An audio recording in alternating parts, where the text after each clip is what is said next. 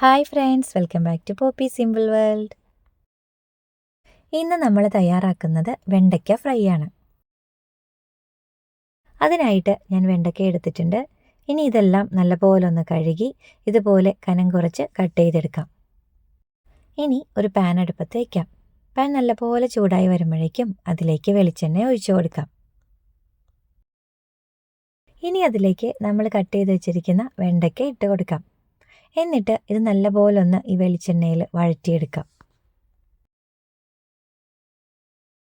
ഇനി ഇതിലേക്ക് ആവശ്യത്തിന് ഉപ്പും ഒരൽപ്പം മഞ്ഞൾപ്പൊടിയും കൂടി ചേർത്ത് കൊടുക്കാം.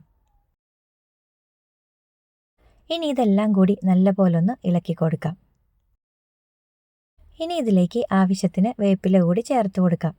വീണ്ടും നല്ലപോലെ ഇളക്കി കൊടുക്കാം കേട്ടോ. നമ്മൾ മീഡിയം ഫ്ലെയിമിൽ വെച്ചിട്ടാണ് കേട്ടോ ഇത് ചെയ്യേണ്ടത്. വെണ്ടയ്ക്ക കരിഞ്ഞു പോകരുത്. ഇനി വെണ്ടയ്ക്കയെല്ലാം നല്ലപോലെ ഒന്ന് വാടി വരുമ്പോഴേക്കും അതിലേക്ക് ഒരൽപ്പം കായപ്പൊടി ചേർത്ത് കൊടുക്കാം.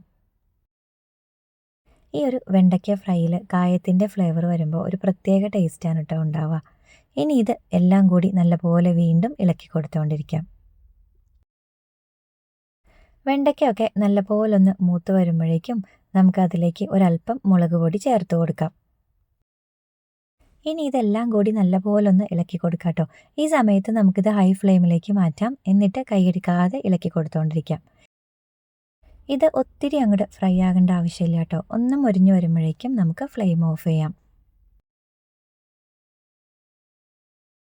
അങ്ങനെ വെണ്ടയ്ക്ക ഫ്രൈ തയ്യാറായിട്ടുണ്ട്.